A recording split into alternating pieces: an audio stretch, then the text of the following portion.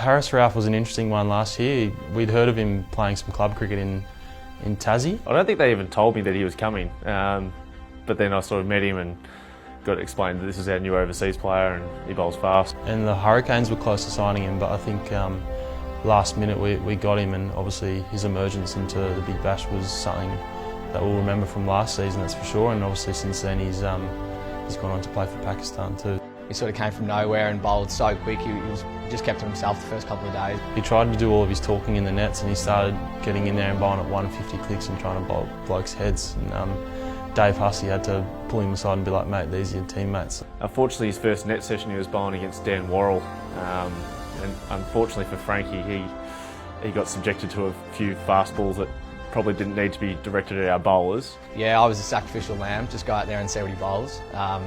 I think that actually scarred me for most of the season last year. I just didn't want to ever get in the nets again. I avoided him at all costs. Once I saw him bowl that first time, I stayed well clear.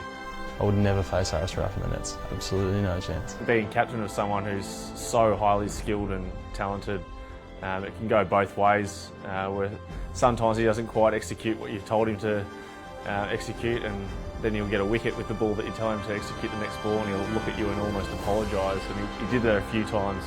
Yeah, instantly, as soon as we saw him play, we knew that we were pretty fortunate. We got our hands on quite a talented player. I think the whole season BBL 9 was Haris Rauf's. Even his hat trick, he sort of asked me what I thought he should bowl, and he went the opposite way and ended up getting a hat trick. So it actually worked both ways for him as well. Felt like he took 5 for every time he bowled for us. The kind of character we saw was after he took that hat trick.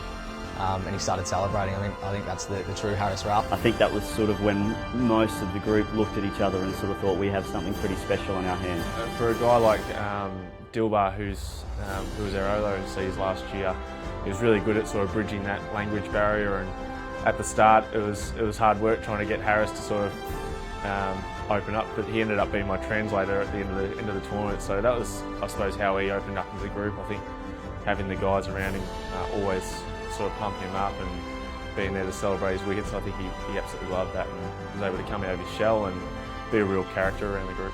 It's always really difficult to come into a new environment, especially in a different country where you probably don't have family and friends supporting you, but yeah, he did it quite easily towards the end, and he's definitely part of the Stars family for a long time. An amazing addition to our group last year. It was a massive part of why we had so much success.